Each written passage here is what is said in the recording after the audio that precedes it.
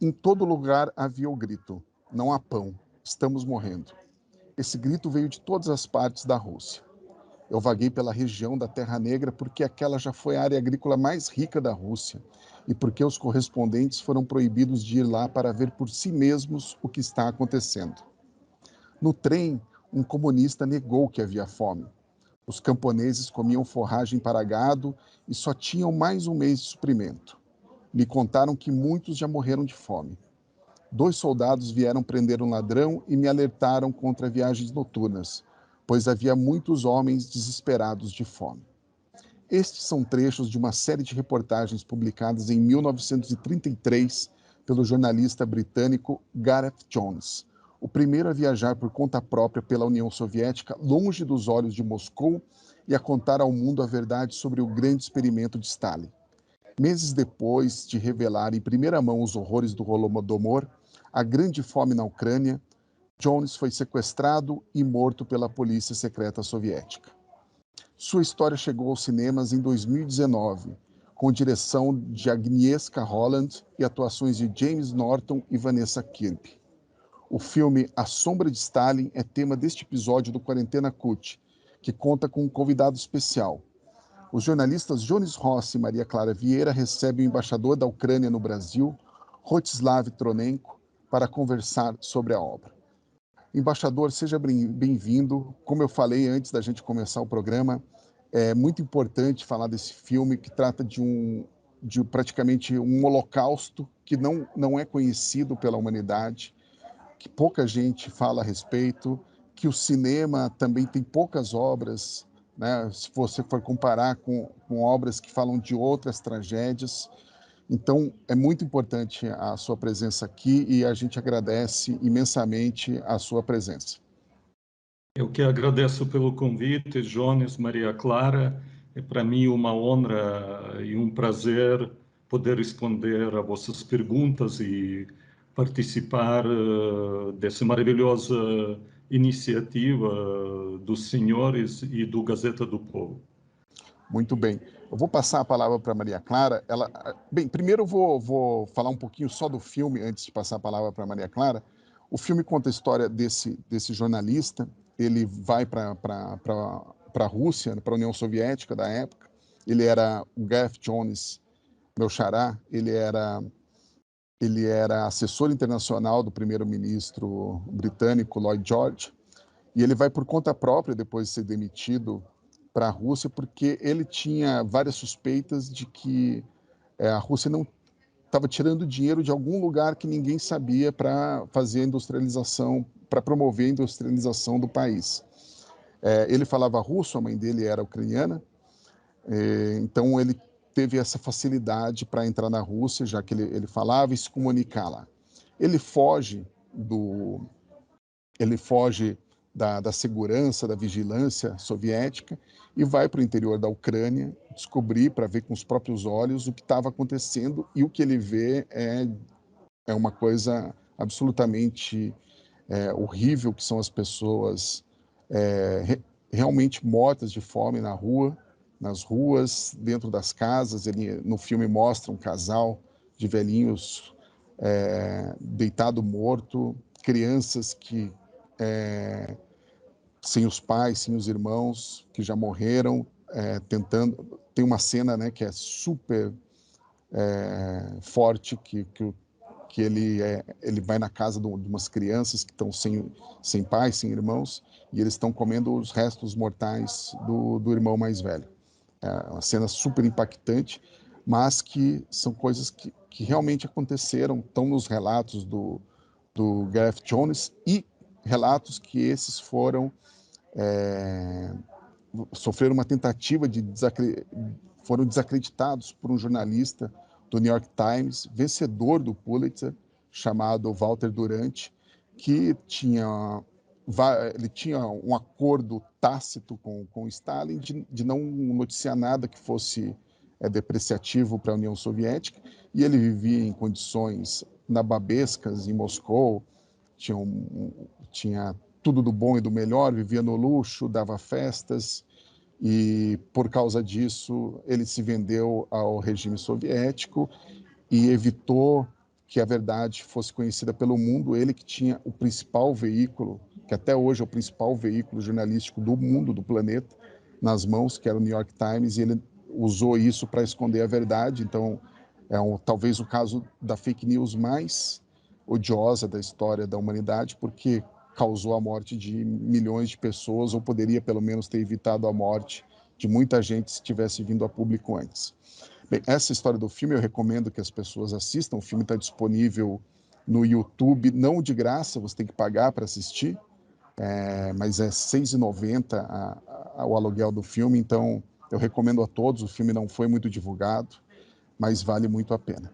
Então agora sim, passo a palavra para a Maria Clara para fazer a primeira pergunta ao embaixador, para a gente discutir um pouco mais sobre os eventos que deram origem à história do filme. Bom, primeiro, muito obrigada, embaixador, por ter aceitado o convite, né? Agora de minha parte. Eu não sou não era, pelo menos, muito familiarizada com a história do Holodomor, tanto quanto o Jones, né, que já escreveu, já editou muita matéria sobre isso, eu sei bem pouco, né? Enfim, vi o filme e também me impactou bastante. Uma coisa que eu já acho muito engraçada é que assim, a gente sempre fala do Holocausto como uma espécie, eu costumo dizer, de super trunfo, né? Toda vez que você está brigando, discutindo com alguém, você vai falar de alguma coisa que fira a liberdade, é o Holocausto. E é um evento, de fato, muito grave, é inegavelmente grave, ninguém questiona a existência, né? Se você... qualquer pessoa que tente diminuir o tamanho daquilo é chamada e com razão, de negacionista. É uma pessoa que não conhece a história, enfim. E é isso, o Holocausto é essa coisa emblemática, mas sempre ouvia falar por alto do Holodomor e nunca tinha visto nada sobre, né? Assim, esse filme foi a primeira vez. Eu queria ouvir, assim, primeiro uma pergunta meio básica, mas queria saber o que o senhor achou do filme, né? É um bom retrato do que aconteceu na Ucrânia, né? Assim, faz sentido o que é visto ali, em que medida que o filme é fiel? O que o senhor achou da obra? Qual foi a sua primeira impressão? Olha, talvez para se distrair um pouquinho do tema do filme, da nossa conversa, que realmente é muito pesada. E eu, primeiro, quando cheguei a saber do filme, e engraçado que foi um amigo de comunidade israelita do Paraná que me ligou à noite no ano passado e comentando, ou escreveu pelo WhatsApp, me avisando que apareceu esse filme e perguntando a minha opinião. Eu vi que um pouquinho o filme em geral é na contramão da tendência dos últimos anos, quando diretores, na maioria homens, estão filmando, fazendo os filmes sobre mulheres poderosas, essa tendência de empoderamento das mulheres. Eu vi que aqui um pouco ao contrário, a diretora, a famosa diretora Agnieszka Holland, polonesa, e a roteirista Andrea Chapula, americana, as duas mulheres estão fazendo filmes sobre um jornalista, mas não tendo nada em contra dessa tendência ou da outra tendência, sempre bem-vindas na democracia que vivemos. Respondendo à sua pergunta, eu acho aquilo que Jones já comentou, e a senhora também falou que falta os filmes sobre essa grande fome, como nós, tanto o Serviço de Segurança que realizou o processo criminal sobre esses acontecimentos, tanto o nosso Parlamento e o Parlamento de vários países do mundo chegaram a viram que foi o crime de genocídio, o crime como cabe perfeitamente na decisão e na resolução da ONU sobre genocídio do ano 1948 e eu também vi 2 vezes esse filme. A última vez revi o filme no domingo passado e as 2 vezes eu fiquei deprimido.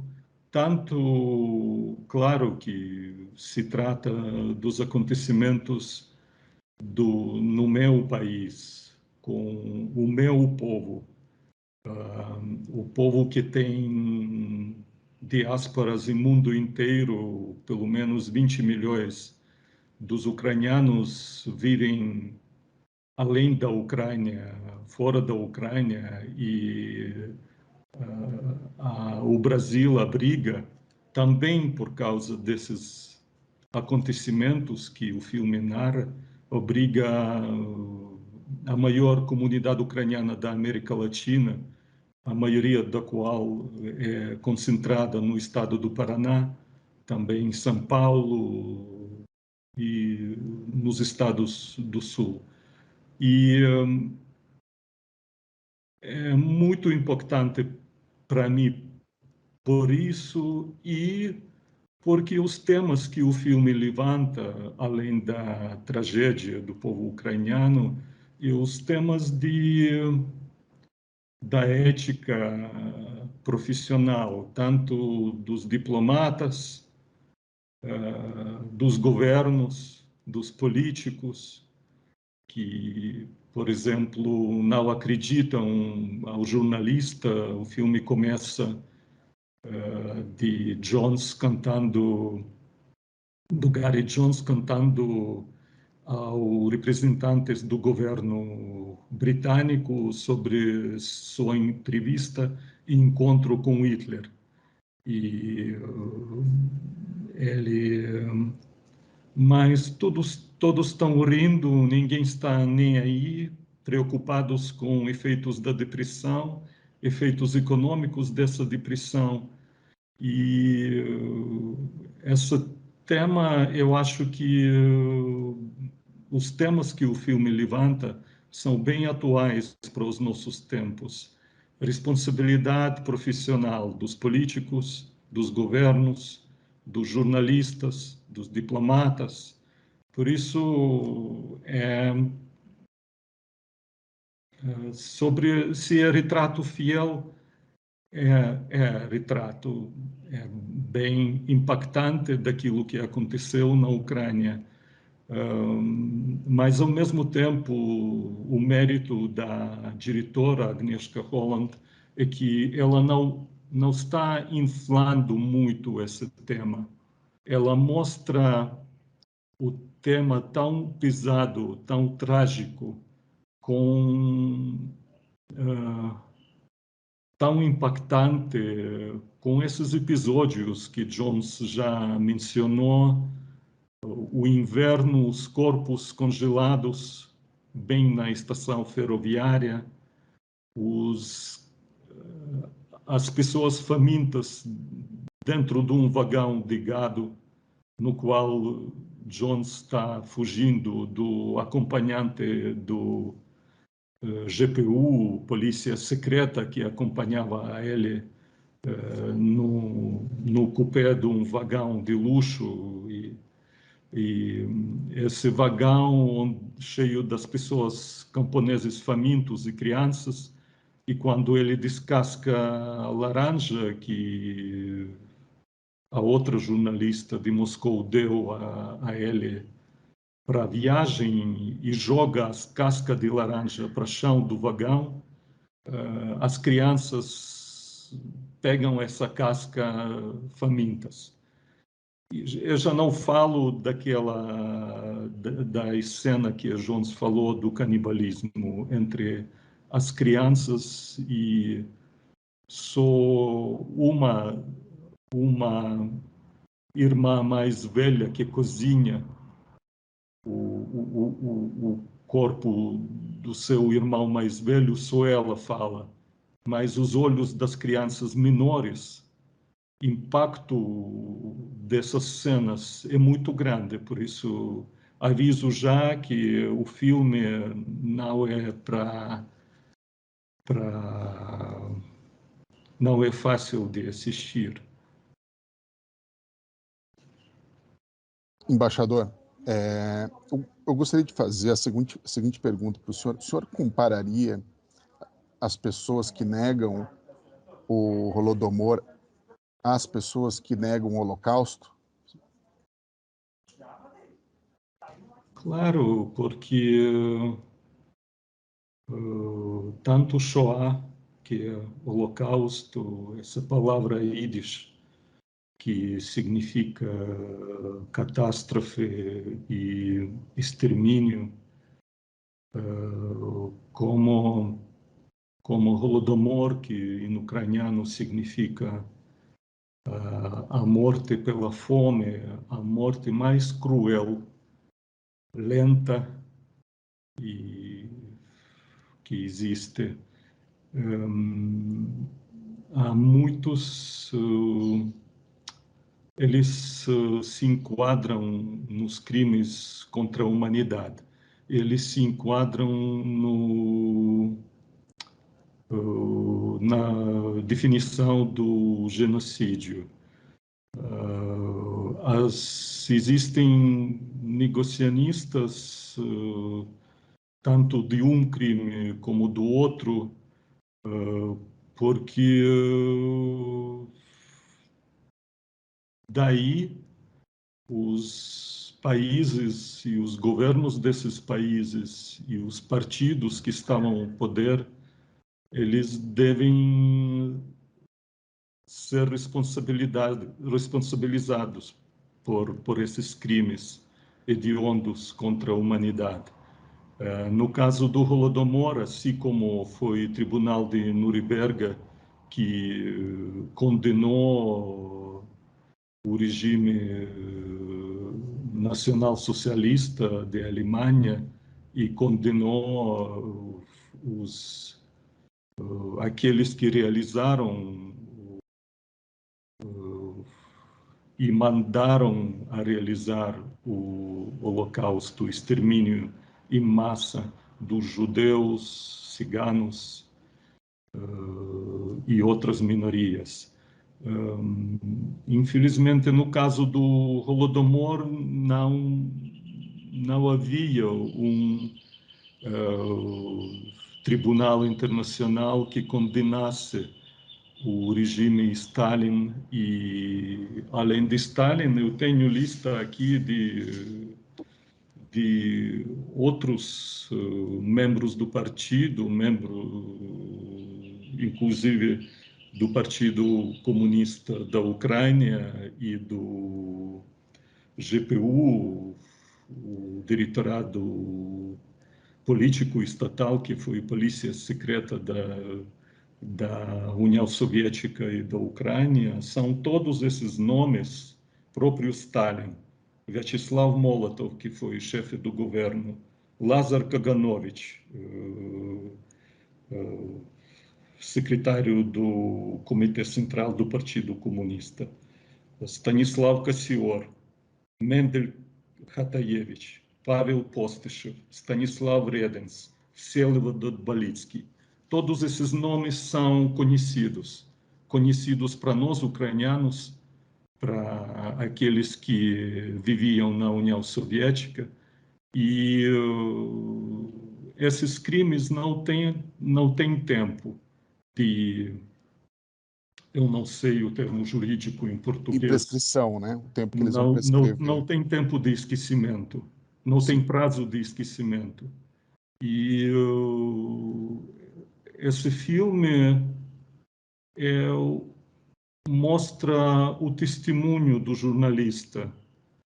E negacionistas falam, não, esse Holodomor foi inventado nos anos 80, já quando começou a perestroika do Gorbachev, começou a abertura, foi criada a comissão no Congresso Nacional dos Estados Unidos, sob pressão da diáspora ucraniana em Canadá e nos Estados Unidos, e essa comissão inflou esse assunto que não existia. Mas eu acho que esses negacionistas se calam quando nós encontramos testemunhas, tanto na Ucrânia como, muito interessante, aqui no Brasil. Eu queria dizer a esses negacionistas, para eles, além de ler o livro que saiu na editora Record no 2019, de Anne Applebaum, e se chama A Fome Vermelha, a Guerra de Stalin na Ucrânia, o livro muito bom, e o livro em português, eu aconselho ler esse livro. Tanto o livro que saiu no 2010, também na editora Record do Rio de Janeiro, do Timothy Snyder, Terras de Sangue, a Europa entre Hitler e Stalin. Mas é muito interessante. Há também trabalhos em português de vários historiadores de Portugal, eles são publicados pelas editoras de Coimbra. Mas eu fico muito feliz que aqui, já no meio acadêmico brasileiro, apareceram trabalhos sobre o Holodomor. É o trabalho do professor Dr. Anderson Prado, praticamente o doutorado dele chama-se Holodomor, 1932-33, repercussões no jornal ucraniano brasileiro Praça, Goiânia, Espaço Acadêmico, 2018. O professor Prado estudava marxismo-leninismo. Ele próprio me contou isso. Ele deparou com crimes do Stalin. E ele ficou pasmo com o testemunho que a comunidade ucraniana de Paraná aconselhou para ele procurar no jornal que sai desde 1912. É uma editora de padres basilianos de Prudentópolis, no interior do Paraná.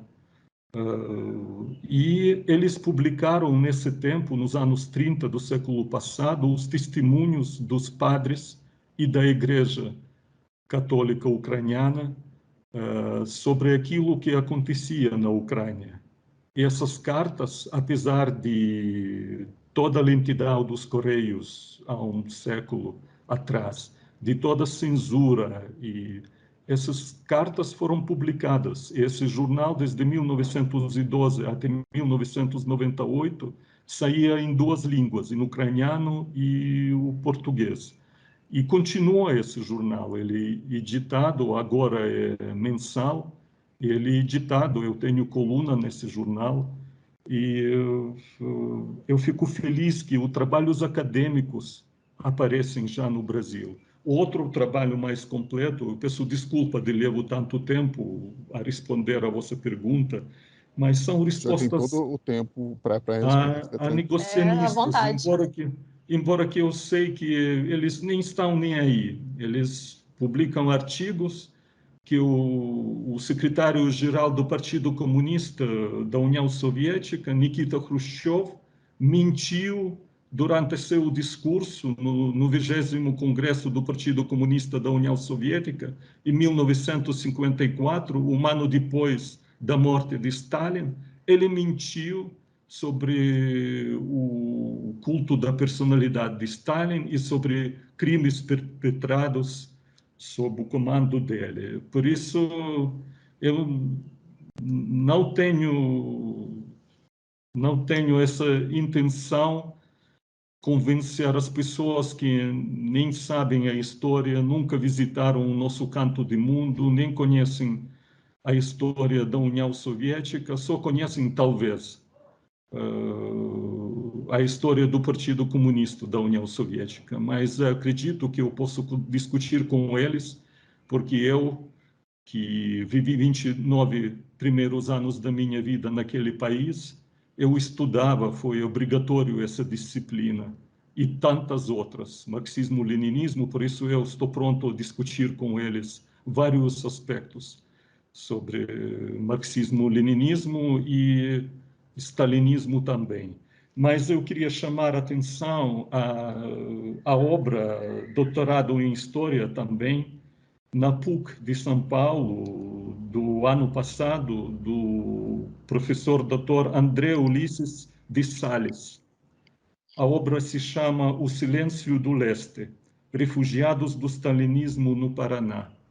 Uma senhora de Londrina enviou esse doutorado para mim e eu fiquei muito feliz que esses trabalhos acadêmicos aparecem, porque, como o Jones falou, e esse filme mostra isso, foram perpetrados 2 crimes, o que não é o caso do Holocausto, de Shoah. Primeiro, o Holodomor foi realizado, milhões das vidas das pessoas inocentes que não queriam aceitar o modo não natural de viver. Se vocês lembram, num dos episódios, o britânico, o galês, pergunta a uma senhora que está na fila pelo pão, o que aconteceu? Ela responde: chegaram as pessoas que tentaram nos convencer que o rumo natural da vida, que tentaram mudar o rumo natural das coisas e da vida. Quer dizer, que tentaram mudar a vida dos agricultores, dos camponeses. E essas vidas foram ceifadas, e vários historiadores, tanto Snyder como Applebaum, com muita cautela, mencionam 4,5 milhões das vidas. Os historiadores ucranianos falam de até 7 milhões. E alguns falam até 10 milhões, contando com crianças que não nasceram. Porque genocídios, tanto em Camboja como em África, como na Ucrânia, é o crime que impacta as futuras gerações. E eu termino a minha frase, foi o duplo crime, porque depois disso, esse crime foi silenciado. Até que os senhores são testemunhas, não existe nos manuais das escolas nem das universidades brasileiras nenhuma menção desse crime. Em geral, não sei se alguns dos crimes, tantos crimes do sistema O senhor tem comunista da razão. União Soviética são Não mencionados ou não não, estudamos na escola esse tipo mas de crime. não existem. E parece que o Stalin, o prêmio Pulitzer, Walter Duranty, eles venceram. Lembram, o Jones fala para o primeiro-ministro britânico: vocês não me calam, vocês não vão me calar, vocês não vão me silenciar. Mas, na verdade, os bandidos chineses lá em Mongólia, com a ajuda dos soviéticos, silenciam a ele. Esse crime fica silenciado até agora. Eu sei que os próprios atores, lendo o roteiro da Andrea Chapula, ficaram pasmos, porque eles nem sabiam, nem estudando nos Estados Unidos, nos outros países democráticos do velho mundo, eles não sabiam sobre esse crime. Por isso, a importância desse filme. E Queria... já passo a palavra para você, Maria Clara. Eu acho importante como mostra, né, a integridade do Gareth Jones, quando, por exemplo, ele vai na festa do Walter Durant, que é uma festa totalmente mundana, decadente, e ele não participa daquilo, né? Ele fala: eu estou aqui para registrar a verdade.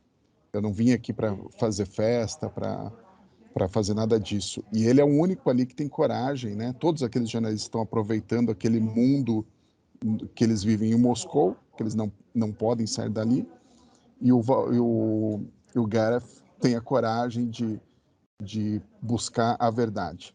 Maria Clara, com você. Eu queria continuar um pouco no assunto, né? O senhor entrou num ponto que eu achei bem interessante, que assim, no Brasil, a gente ouve realmente esse tipo de narrativa, né? Ah, o Holodomor é uma propaganda americana, criada já na Guerra Fria, enfim, foi inflacionado. Ou então, assim, uma narrativa que também, que eu já ouvi por alto, é aquela coisa assim, ah, não, foi um pequeno efeito colateral, né? Assim, primeiro, não foi tão grande assim, e não foi genocídio, não foi causado, não foi um efeito concreto da Revolução na União Soviética, né? Foi tipo, ah, deu errado aqui, uma pequena crise, né? Assim, uma coisa pequena, ocasional, que não se consequência direta da aplicação do comunismo, mas um erro, né? Um erro na rota. Eu me lembro, assim, também falando um pouco da escola, eu me lembro de já na minha época, eu não sei como era na de vocês, somos todos de épocas diferentes, mas eu lembro de na escola a gente já estuda o comunismo como uma coisa que deu alguns problemas, né? Assim, tipo, o Stalin era autoritário, tal, mas não é equiparável ao que aconteceu. A gente não equipara, no primeiro, o Holodomor você nunca nem ouve falar, e nunca é equiparado ao nazismo, por exemplo, ao Holocausto. Você não tem essa equiparação. É sempre é um regime que a gente tentou fazer uma coisa muito legal e aí deu uns problemas, aí acabou, né? Então eu queria ouvir, assim, inclusive a gente já teve no Brasil políticas, né, assim, políticos e políticas, né, no caso, candidatas à presidência respondendo em programas em TV aberta, quando questionados sobre o stalinismo, a influência do stalinismo em seu partido, dá essa resposta super tergiversando, mas foi um ciclo de fome, um ciclo de guerras, né, assim, faz parte do contexto e não uma coisa causada, deliberadamente causada pelo Stalin. Eu queria ouvir, assim, como é que esse período é tratado na Ucrânia? Como é que ele é tratado nas escolas? O senhor disse que estudou marxismo, leninismo, né? Entende, está preparado para debater por dentro, né? Eu queria ouvir do senhor como é que isso é ensinado nas escolas, como é que o senhor aprende, como é que foi a sua formação sobre esse assunto? Olha, eu primeiro ouvi desse assunto da minha avó, a avó Maria, pela linha da minha mãe. Eles com meu avô Andrei, eles foram estudantes naquela época. A minha mãe Lina nasceu em fevereiro de 1934. Eles, em 32, 33, foram estudantes. O meu avô estudava em Kiev, na Universidade Taras Shevchenko, e o fator que ajudou eles sobreviver naqueles tempos, porque a fome chegava às cidades também. E a avó me contava que ela lembra das pessoas se aglomerando ao redor das fogueiras nas noites frias de outono e inverno de 32, 33. E nas manhãs seguintes passavam pelas ruas, isso da capital, a Ucrânia, embora que a primeira capital foi em Kharkiv, no leste da Ucrânia, depois foi transferida a Kiev. Passavam carroças puxadas pelos cavalos, aonde colocavam os corpos congelados daqueles que não sobreviveram à fome e o frio do inverno. Os meus avós foram estudantes, eles recebiam cartões para se alimentar com as sopas feitas à base de ervas e certos porção, gramas de pão. E Eles fugiram de Kiev depois de que meu avô foi avisado que vão prender, a polícia secreta vai prender o professor dele. E ele pegou a minha avó grávida da minha mãe, eles fugiram para leste da Ucrânia. Isso já é outra história. Engraçado que o meu avô Andriy, que foi membro do Partido Comunista da União Soviética, ele nunca comentou sobre essa tragédia, mas a minha avó, que não era, ela me dava, por isso, primeiras notícias chegaram através dela.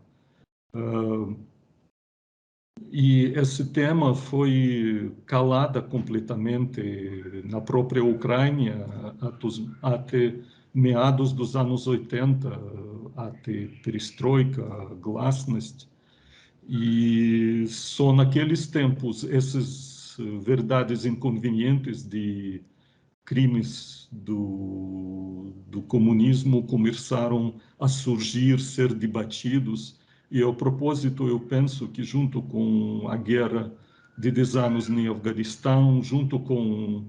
É um pouco parecido com aquilo que aconteceu com a tragédia do Chernobyl, que também o Partido Comunista tentava apagar as consequências e não dizia a verdade. Só quando a radiação foi registrada na Suécia, daí 2 semanas depois, o Gorbachev criou coragem. A tragédia aconteceu no 26 de abril, mas ele criou coragem de se dirigir à nação só no dia 12 de maio daquele ano. É um pouco essas inverdades todas sobre os crimes e o silêncio sobre eles foi tudo que levou ao colapso da União Soviética, porque o regime não pode continuar mentindo ao seu povo, mesmo prometendo o comunismo, como Khrushchev prometeu no mesmo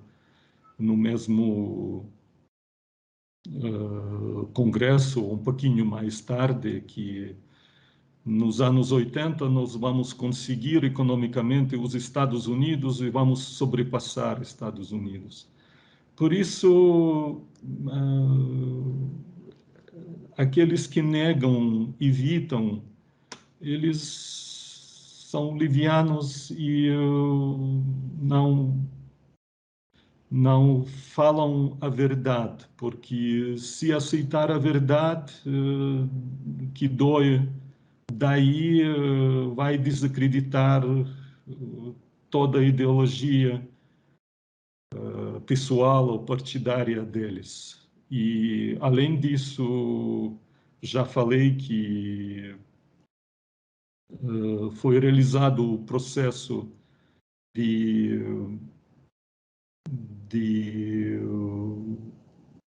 própria Ucrânia demorou para realizar o processo jurídico Mas a para... Ucrânia não tinha condições, né, de fazer esse processo, porque a Ucrânia estava sob domínio da União Soviética na época, né? Logo Pois depois. é, e esse domínio continuou mesmo há 30 anos, mesmo renovando a nossa independência. A influência do Partido Comunista e da herança soviética, essa lavagem cerebral que foi feita com todos nós durante o tempo soviético foi tão impactante que só depois de 2005 começaram os processos na própria Ucrânia para ver, estudar e levar essas verdades inconvenientes para público em geral. Por isso, não dá para comparar com os outros países, cada um. A Alemanha fez o seu trabalho de casa. Eu acho que a Ucrânia está fazendo o seu trabalho de casa com fantasmas e esses pesadelos do passado e os crimes reais que não eram fantasmas. Mas não dá para generalizar e dizer que esse processo de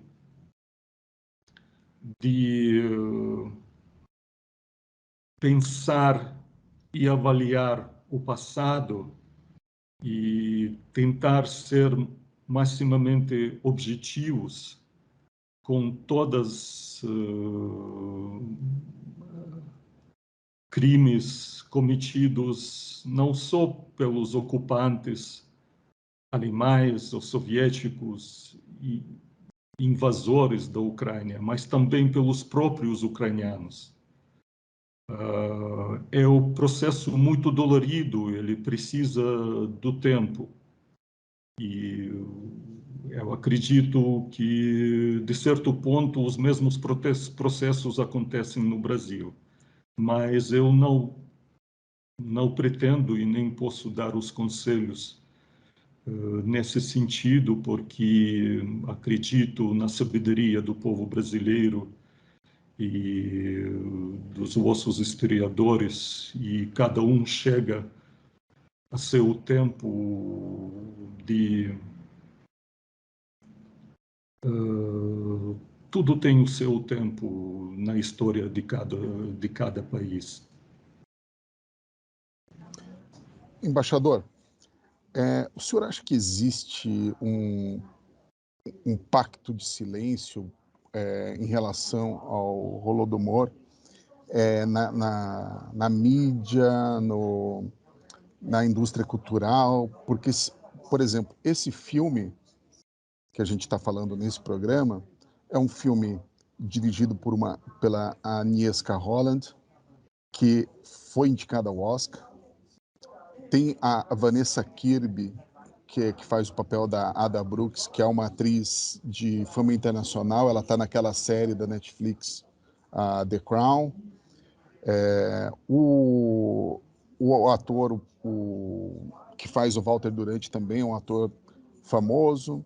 É uma produção de primeira linha, fotografia, tudo. E, por exemplo, no Brasil, a menos que eu esteja muito enganado, nem no cinema foi lançado. Não concorreu ao Oscar de melhor filme estrangeiro, foi ignorado o filme.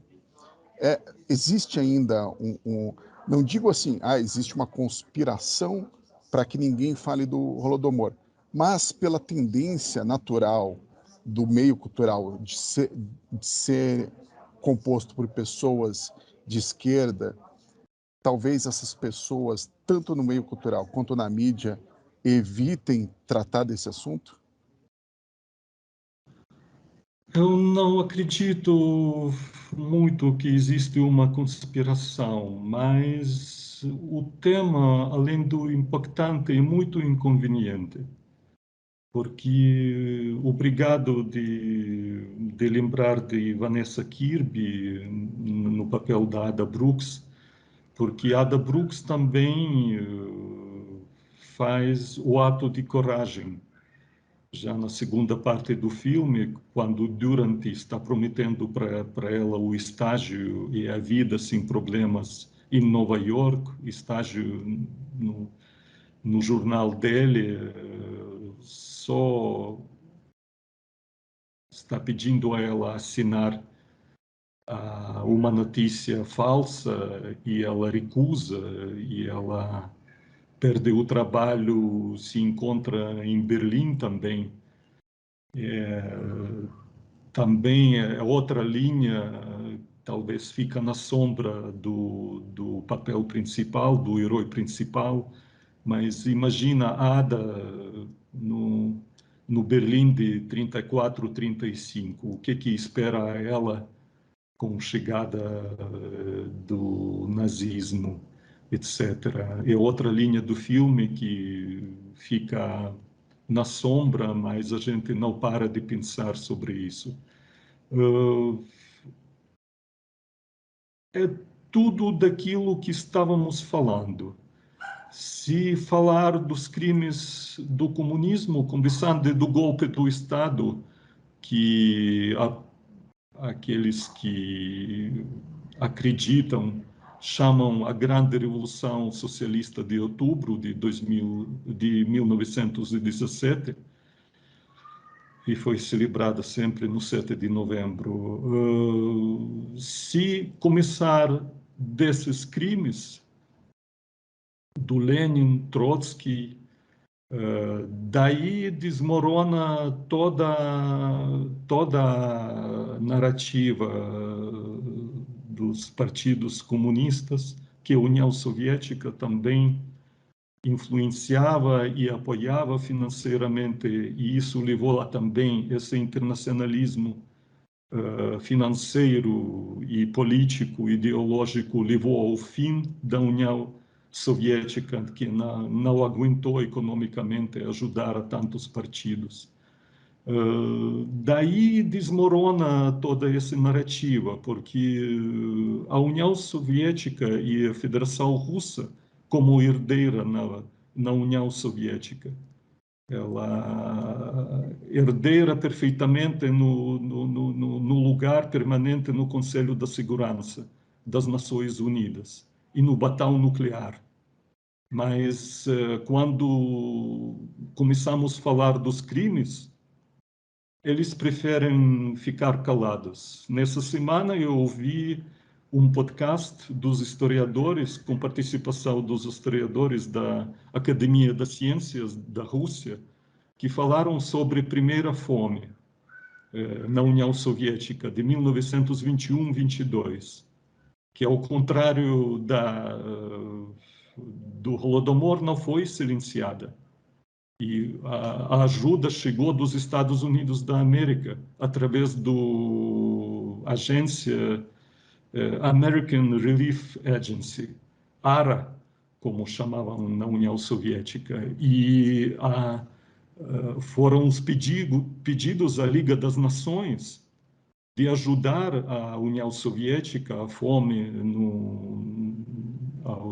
na bacia do rio Volga, no norte de Cazaquistão e no sul da Rússia, Kuban e na Ucrânia. Por isso, eles falam perfeitamente sobre a fome de 1921-22, mas evitam falar e evitam aceitar que foi genocídio silenciado quando se trata de Holodomor. Por quê? Porque eles temem a responsabilidade por isso.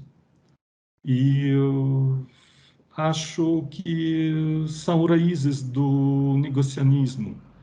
E também, daí, se aceitar esses crimes, daí eles devem falar francamente sobre a cooperação nos anos 30 entre os dois regimes, do Stalin e o Hitler, que foram aliados, que exatamente há 80 anos, ontem ou anteontem, foi exatamente 80 anos de assinatura do Pacto Molotov-Ribbentrop e dos protocolos secretos desse pacto, que deram a aval, a luz verde para começo no dia 1 de setembro de 1939 pela Alemanha da Segunda Guerra Mundial.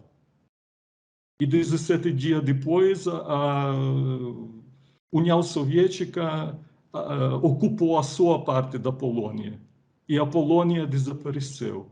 Eu acredito, a diretora Agnieszka, quando falava dessa tragédia e dessas mentiras e da fábrica de fake news que funciona até agora, infelizmente, ela pensava também dos destinos da Polônia e dos crimes que os dois regimes, do Hitler e do Stalin, cometeram contra a Polônia e contra os poloneses. Por isso, eu não sei se respondi exatamente à sua pergunta, mas acho que os raízes do negacionismo são essas. E Graças a Deus, tanto na Polônia como na Ucrânia, já cresceu a geração que não tem traumas do passado como nossa geração. E eles são completamente livres desses traumas.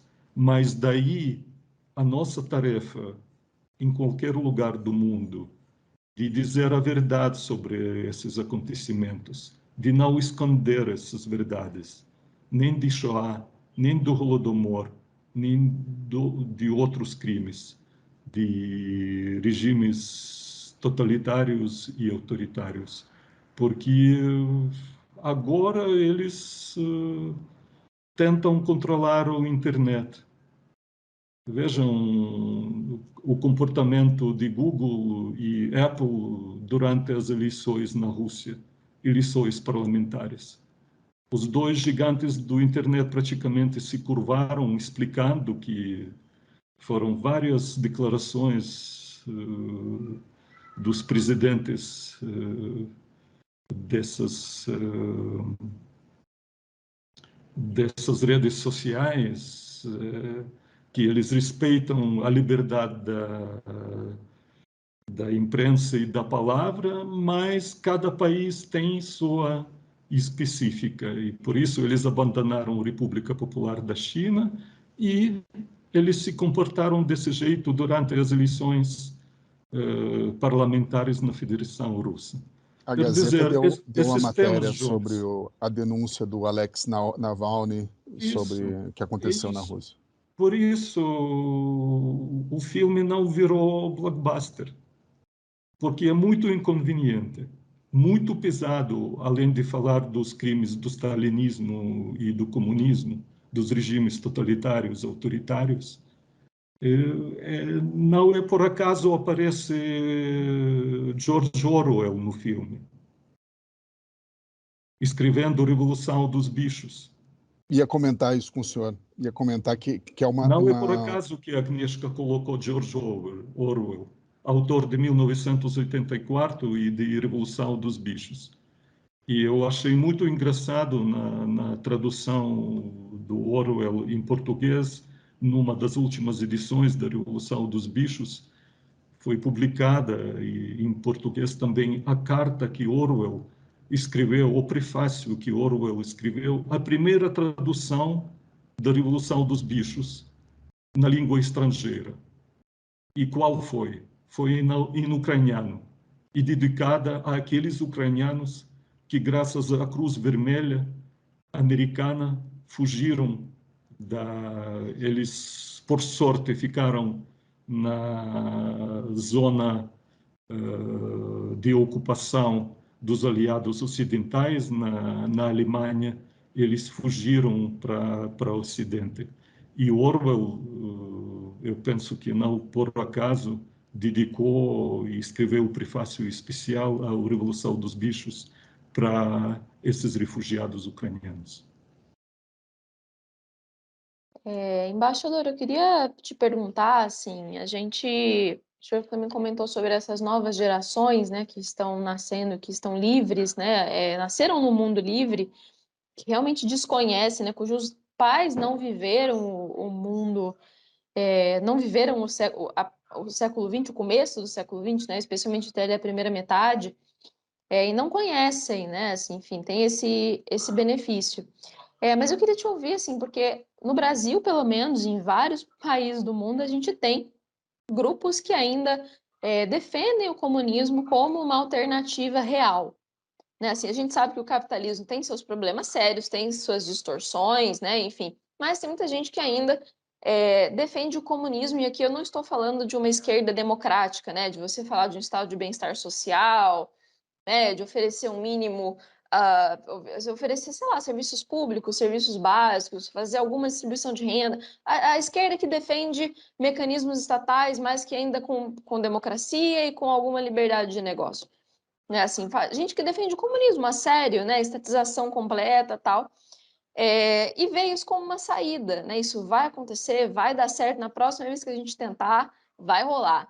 Eu queria saber o que o senhor acha, como é que o senhor vê esse pensamento, se ele é presente assim na Ucrânia e entre essas novas gerações, assim, que não, como o senhor comentou, não sabem o que foi o comunismo, e quando entram em contato com esses influenciadores, essas vozes negacionistas que vendem o comunismo como uma alternativa e episódios como o Holodomor como um pequeno efeito colateral, assim, isso ainda existe? Essas vozes ainda estão presentes? Ainda é uma tendência, assim, na Ucrânia?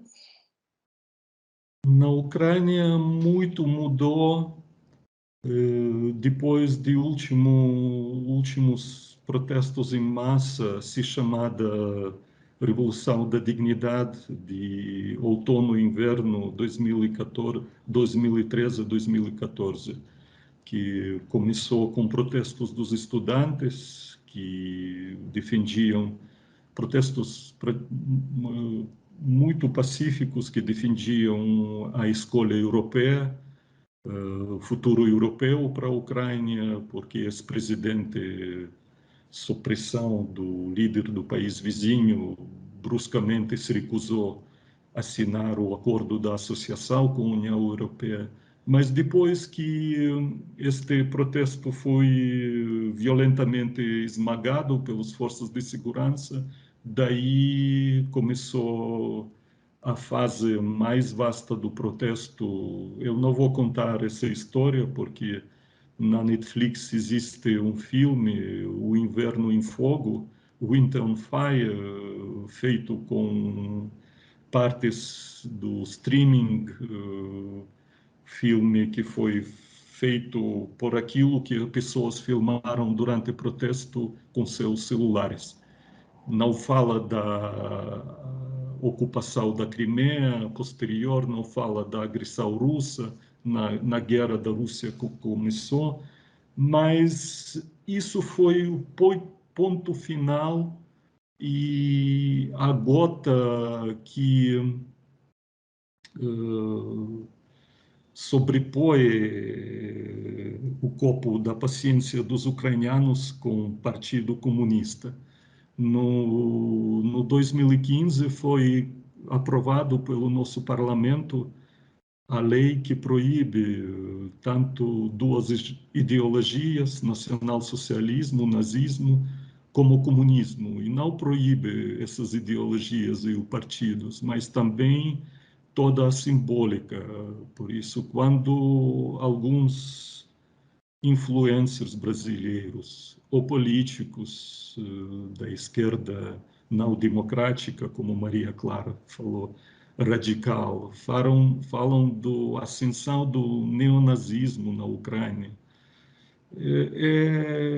ofende a memória daqueles milhões dos ucranianos que, tanto no Exército Vermelho, como o outro meu avô, pela linha do meu pai, que com 33 anos deixou a minha avó com 4 crianças e saiu como voluntário para lutar contra o nazismo e nunca voltou. A gente nem sabe onde ele caiu durante a guerra. Como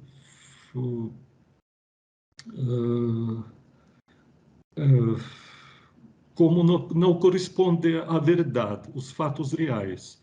E engraçado que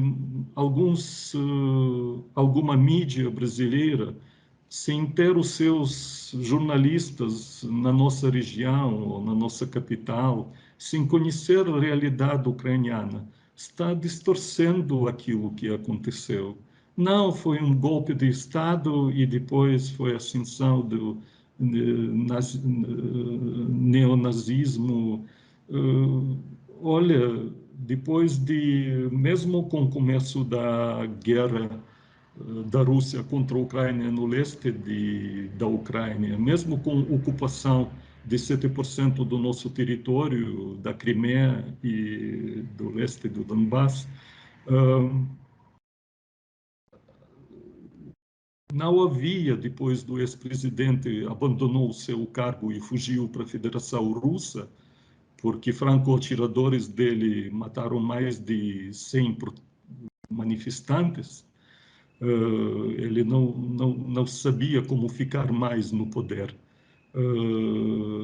foram realizados, isso não foi previsto na Constituição, foram nomeados pelo Parlamento o presidente e primeiro-ministro provisórios, mas foram realizados em maio de 2014 as eleições presidenciais. E tanto nessas eleições presidenciais como no parlamentares, no outono do mesmo ano, os partidos da direita, que existiam antes dessa lei de 2015, eles nem conseguiram chegar ao mínimo de 3% que é exigido para partido entrar no parlamento. Eles conseguiram 1,5%, máximo 2%, esses partidos de direita que existem em qualquer país europeu e no mundo. Sabiam? E falar como falam esses políticos de a Ucrânia é neonazista, etc., etc. Desculpam, eu já não falo do nosso presidente que foi eleito no 2019 e os pais do qual são judeus. E eu não falo da vossa embaixada brasileira em Kiev. Será que o Brasil está mantendo relações diplomáticas com o país neofascista, neonazista, etc., etc.? Quer dizer, essas declarações não têm nexo, mas eu não pretendo entrar nos pormenores da política interna do Brasil, porque eu não sou ninguém para dar toques e as minhas opiniões. Eu acho que aquilo que eu já falei, cada um tem o seu caminho à democracia. Ninguém é perfeito, nenhum país é perfeito. E a democracia não é dada de graça para nenhum povo. Cada povo tem que defender, continuar defendendo a memória histórica e a democracia, de seu jeito. E também tem que tratar o seu passado. A Ucrânia está nesse caminho, está tentando, mesmo o engraçado para mim como ucraniano desse filme também, que a diretora é polonesa. E aqueles que sabem da diplomacia, assuntos mais complicados entre os países vizinhos na diplomacia. A nossa história com Polônia durante os séculos é bem complicada e às vezes sangrenta. Mas nós, como países cristãos, sempre aplicamos aquilo que tanto João Paulo II, o Papa São João Paulo II, como os nossos líderes religiosos ucranianos, sempre aplicamos nesses assuntos, assim como com a comunidade judaica, que durante 10 séculos morava junto com ucranianos na nossa terra. Nos perdoamos e pedimos desculpa. Só esse princípio é aplicável, eu acho, entre os países e também nos discussões internas. Pelo menos tentamos aplicar esse princípio na Ucrânia, com nosso passado histórico. A gente já está com 1 hora de programa. Eu gostaria de fazer uma pergunta final para o senhor. O New York Times, ele se desculpou pelas reportagens do Walter Duranty. Tem uma página que você entra e o New York Times pede desculpas pelo que aconteceu, explica todo o contexto e fala que não pode devolver o Pulitzer porque o Pulitzer não está em posse do New York Times.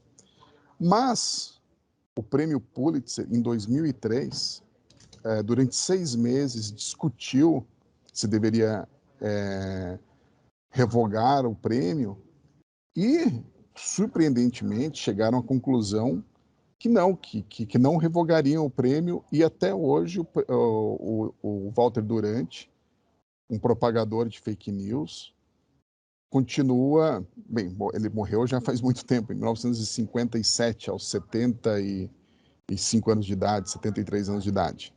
Ele teve uma vida longa, né? Ao contrário do Gareth Jones. Sobreviveu o Gareth mais de 20 anos. Isso. O Gareth foi assassinado em 1935. O Durante conseguiu e morreu, me parece, na Flórida. Morreu tranquilamente na casa dele, na Flórida. Tranquilamente na Flórida. Que mostra que nem sempre os bons têm o melhor destino reservado. E como o senhor falou, nem sempre a história nos ensina, né? Porque quantas vezes o comunismo voltou ao poder e depois do Holodomor ainda teve a grande fome na China, que se estima que 50 milhões de pessoas morreram, que seria a população inteira da Ucrânia. Enfim, para ver como o comunismo é mortífero, é letal. Mas o senhor acha que o Pulitzer deveria revogar esse prêmio até como um sinal de respeito às vítimas do Holodomor? Com certeza, Jones. Eu acho que a resposta é óbvia e existem petições de tanto ucranianos na Ucrânia como ucranianos no exterior, nas nossas diásporas, comunidades nos vários países, e a comunidade dos Estados Unidos, especialmente do Canadá, tem o mais peso político e econômico que outras comunidades. Mas, francamente, não sei se eles vão ter sucesso.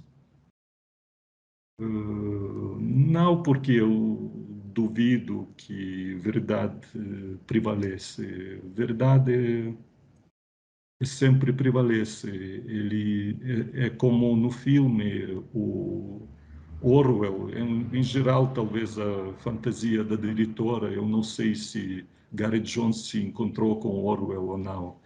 Eles tinham o mesmo Mas editor, mas a gente não sabe. Eu acho que é uma coisa que a Andrea, a roteirista, inventou para dar um sabor a sim, mais ao filme. sim. Mas o Orwell, desculpa te interromper, mas o Orwell chegou a dizer que se inspirou no Gareth Jones, né? Isso a Isso gente é sabe. verdade.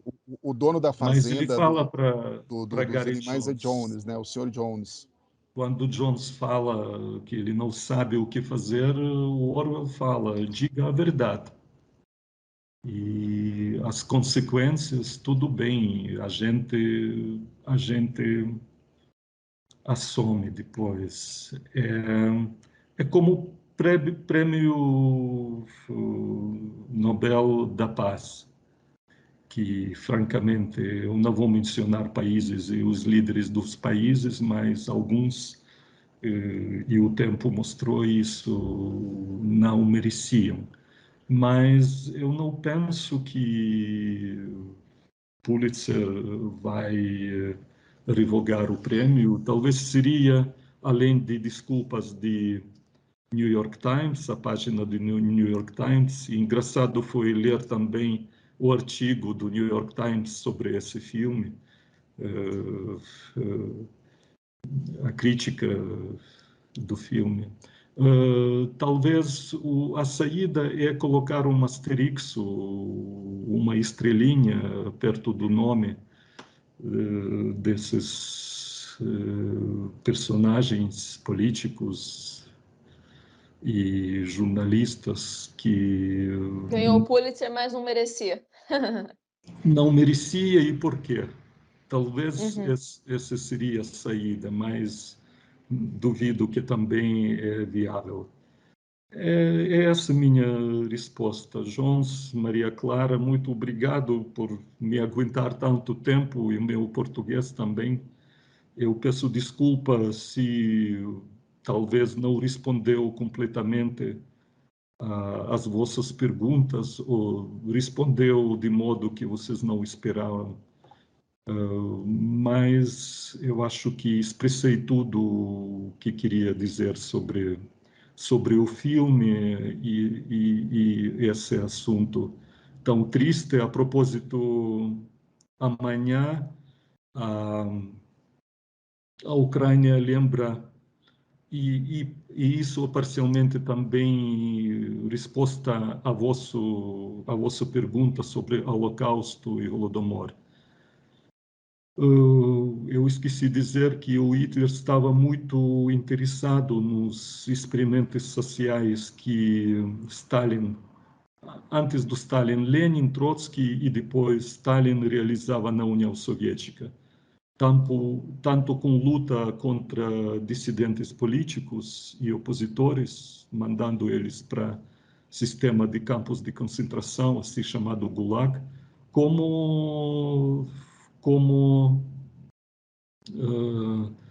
Stalin lidou também com Holodomor e com campesinos ucranianos, e como essa história foi abafada. Por isso, nós muitas vezes, quando eu converso com a comunidade israelita, tanto aqui em Brasília como em Paraná, eu não sei, a gente concorda que talvez, se não fosse colado o Holodomor, talvez o Holocausto e Shoah não aconteceria. É difícil prever, mas tem esse laço. Amanhã vamos lembrar a memória de começo de Holocausto na Ucrânia, porque depois de nazistas ocuparem em setembro, começo de setembro de 1941, a Kiev, no 29, 30 de setembro daquele ano, eles conseguiram assassinar 34.000 judeus na ravina de uma depressão de Babin Yar. Por isso, e amanhã é 80 anos dessa tragédia. Por isso, a importância do filme de qual falamos, é a importância de falar a verdade, não só para jornalistas, mas também para diplomatas e políticos, porque eu acho que o papel da mídia e também dos políticos de forma correta informar os leitores, os seus eleitores e aqueles que pagam impostos para os governos, mantendo o compromisso com a veracidade dos fatos. É sobre isso o filme. É muito difícil. E o filme nos pergunta se a gente é capaz, como o Gary Jones, arriscar a nossa vida por dizer a verdade, por corresponder à verdade. Eu pergunto não só para a mídia, para jornalistas, mas também para políticos e para nós diplomatas. Obrigado. A gente agradece, embaixador. Obrigada por ter topado o convite. Não foi, a gente, enfim, as respostas foram ótimas, superou toda a nossa expectativa, foi muito legal, muito interessante mesmo. Desculpa. É muito gostoso te ouvir, foi uma aula de história. Então, mais uma vez, muitíssimo obrigada. Eu vou deixar agora o Jones, meu chefe, encerrar aí a conversa. Embaixador, muito obrigado. Não se preocupe em relação ao seu português, com um ótimo português. Eu não falo ucraniano, então o senhor já está em vantagem com a gente. Eu tenho certeza, a Maria Clara também não fala. Então, com certeza, a gente está em desvantagem em relação ao senhor. E tenho certeza que o nosso leitor entendeu tudo, entendeu a história, a importância dessa história ser contada e recontada e nunca ser esquecida, principalmente essa história, porque se o Holocausto, né, tem todo essa memória, o Holodomor também precisa ter, porque também foram pessoas que foram esquecidas, que nem o senhor falou, foram parte de um experimento social maligno feito pelo Stalin para poder controlar. Tem histórias, a gente hoje tocou a superfície dessa história, porque ela é muito mais complexa, muito mais terrível do que a gente contou aqui. Teria que fazer uma gravação de, sei lá, 2 dias falando sobre isso, para contar todas as histórias, as tragédias. E quando a gente fala em números, né, a gente fala 3 milhões, 4 milhões de pessoas, eu gostaria que quem está nos ouvindo fizesse um exercício e pensasse a sua família, você não ter da onde tirar comida, passar dias sem comida, a ponto de, como no filme mostra, ele tem que comer, ele sobe numa árvore e e tenta comer a casca da árvore porque não tem mais nada para comer. Imagina a tragédia de você ver o seu filho, a sua filha, sem ter o que comer por dias.